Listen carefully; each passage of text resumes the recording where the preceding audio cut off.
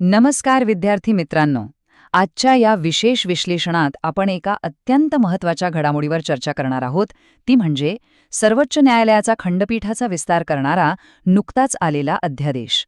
हे विश्लेषण UPSC आणि MPSC पूर्व परीक्षेतील महत्त्वाच्या तथ्यांसाठी आणि मुख्य परीक्षेच्या सामान्य अध्ययन पेपर 2च्या सखोल तयारीसाठी अगदी परफेक्ट डिझाईन केलेलं आहे. तर वेळ न घालवता थेट विषयाला सुरुवात करूया. पुढील काही मिनिटांता आपण नक्की काय काय पाहणार आहोत त्याची ही एक छोटीशी रूपरेषा. आपण नवीन अध्यादेशापासून सुरुवात करून संविधानातील तरतुदी, प्रलंबित खटल्यांचं संकट, ऐतिहासिक प्रवास आणि शेवटी मुख्य परीक्षेसाठी आवश्यक असलेलं सखोल विश्लेषण पाहणार आहोत. तर थेट सुरुवात करूया आपल्या पहिल्या आणि अगदी ताज्या मुद्द्यापासून, सर्वोच्च न्यायालयातील हा नवीन अध्यादेश. नुकताच राष्ट्रपतींनी एक अध्यादेश काढलाय आणि यानुसार सर्वोच्च न्यायालयातील न्यायाधीशांची संख्या 33 वरून 37 करण्यात आली आहे. लक्षात घ्या, या 37 मध्ये भारताचे सरन्यायाधीश म्हणजे CJI समाविष्ट नाहीत. त्यांना धरून आता ही एकूण मंजूर न्यायिक क्षमता 38 इतकी झाली आहे. पूर्व परीक्षेसाठी हा 38चा आकडा अगदी पक्का लक्षात ठेवा, कारण इथेच गोंधळ उडण्याची शक्यता असते. आता थोडं संविधानाच्या पानाळ्यात डोकावून पाहूया. या निर्णयाचा संविधानात्मक आधार नेमका काय आहे? सगळ्यात आधी येतं कलम 123. आता आपल्याला माहीतच आहे की जेव्हा संसदेचं अधिवेशन चालू नसतं आणि एखादी तातडीची परिस्थिती उद्भवते, तेव्हा राष्ट्रपतींना अध्यादेश काढण्याचा अधिकार या कलमातून मिळतो. पण एक गोष्ट विसरून चालणार नाही की संसद पुन्हा भरेल तेव्हा हा अध्यादेश दोन्ही सभागृहासमोर मान्यतेसाठी मांडावाच लागतो. आणि सर्वोच्च न्यायालयाच्या रचनेचा मूळ पाया कुठे आहे? तर तो आहे कलम 124(1) मध्ये. तुम्हाला ऐकून आश्चर्य वाटेल, पण सुरुवातीला जेव्हा न्यायालयाची स्थापना झाली तेव्हा तिथे फक्त सरन्यायाधीश आणि इतर 7च न्यायाधीश होते. ही संख्या वेळेनुसार कायद्याने वाढवण्याचा सर्वोच्च अधिकार आपल्या संविधानाने फक्त आणि फक्त संसदेला दिला आहे. पण मग अचानक हा अध्यादेश काढण्याची इतकी काय तातडी आली? यामागचं मुख्य कारण म्हणजे प्रलंबित खटल्यांचं वाढतं संकट. हा आकडा पहा, 93,000पेक्षा जास्त. सर्वोच्च न्यायालयासमोर सध्या प्रलंबित असलेल्या खटल्यांचा हा अक्षरशः एक डोंगर उभा आहे आणि तो लवकरच 1,00,000च्या घरात पोचल्याची शक्यता आहे.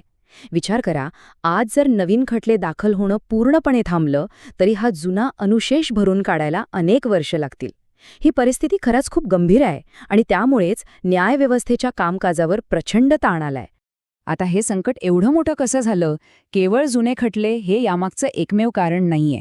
कोविड नंतरच्या काळात फायलिंगमध्ये झालेली प्रचंड मोठी वाढ, सध्या खंडपीठातील 2 रिक्त पदे आणि त्यात भर म्हणून 2026 मध्ये आणखी 3 न्यायाधीश निवृत्त होणार आहेत. ह्या सगळ्या गोष्टी एकत्र आल्यामुळेच न्यायाधीशांची संख्या वाढवण्याचा हा निर्णय आत्ताच्या घडीला अत्यंत गरजेचा झाला होता. हा विषय अधिक चांगल्या प्रकारे समजून घेण्यासाठी न्यायाधीशांच्या संख्येचा आजवरचा ऐतिहासिक प्रवास पाहणं रंजक ठरेल. जसं आपण आधी पाहिलं की 1950 मध्ये आपण केवळ 8 न्यायाधीशांपासून सुरुवात केली होती. मग जशी देशाची लोकसंख्या आणि साहजिकच खटले वाढले तशी ही संख्या टप्प्याटप्प्याने वाढत गेली. 1956 मध्ये 10, 1986 मध्ये थेट 25, 2009 मध्ये 30, 2019 मध्ये 33 आणि आत्ता आपण आलो आहोत 37 वर. वाढत्या गरजांशी जुळवून घेण्यासाठी न्यायव्यवस्थेला कसा सतत संघर्ष करावा लागतोय हे या टाईमलाईनवरून अगदी स्पष्ट होतं. इथपर्यंत आपण पूर्वपरीक्षेसाठीची सगळी महत्त्वाची तथ्ये पाहिली. आता आपण वळूया मुख्य परीक्षेच्या विश्लेषणाकडे, जे अत्यंत महत्त्वाचं आहे. इथे एक अत्यंत कळीचा प्रश्न निर्माण होतो जो आपल्याला विचार करायला भाग पाडतो. 1,00,000 प्रलंबित खटल्यांच्या या डोंगराला तोंड देण्यासाठी केवळ 4 नवीन न्यायाधीश नेमणे खरोखरच पुरेसे आहे का? हा एक कायमस्वरूपी उपाय असू शकतो का? याचं उत्तर शोधायचं असेल तर आपल्याला ही रणनीती पाहावी लागेल. न्यायाधीशांची संख्या वाढवणं हे एक तातडीचं आणि आवश्यक पाऊल नक्कीच आहे. पण खऱ्या अर्थाने न्यायालयीन कार्यक्षमता वाढवायची असेल तर दीर्घकालीन उपायांवर भर द्यावाच लागेल. न्यायव्यवस्थेतील पायाभूत सुविधांचं आधुनिकीकरण, तंत्रज्ञानाचा अधिकाधिक वापर, नियुक्ती प्रक्रियेत सुधारणा आणि कनिष्ठ न्यायालयांचं बळकटीकरण या संस्थात्मक सुधारणा केल्याशिवाय मूळ प्रश्न सुटणार नाही. थोडक्यात सांगायचं तर मुख्य परीक्षेसाठी हा निष्कर्ष अगदी पक्का करून ठेवा की न्याय सर्वसामान्यांपर्यंत पोहोचवायचा असेल तर फक्त न्यायालयाची क्षमता वाढवून चालणार नाही, क्षमतेच्या विस्तारासोबतच न्यायव्यवस्थेचं व्यापक आधुनिकीकरण हे हातात हात घालून चाललं पाहिजे. या दोन्ही गोष्टी एकमेकांना पूरक आहेत. कारण शेवटी न्यायालयीन विलंब कमी करणं म्हणजे केवळ टेबलावरच्या फाईल्स क्लिअर करणं नव्हे. कोणत्याही सशक्त लोकशाहीमध्ये न्यायाची प्रभावी अंमलबजावणी करण्यासाठी हा एक मूलभूत पाया आहे. न्याय वेळेवर न मिळणे हे न्याय नाकारण्यासारखेच आहे, हे आपण कायम लक्षात ठेवलं पाहिजे.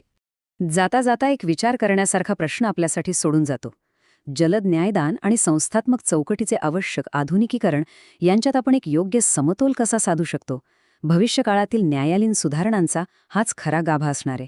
या प्रश्नावर नक्की विचार करा आणि मुख्य परीक्षेच्या उत्तरांमध्ये हा दृष्टिकोन नक्की वापरा. आजच्या या विश्लेषणात आपण इथेच थांबूया. अभ्यास करत रहा.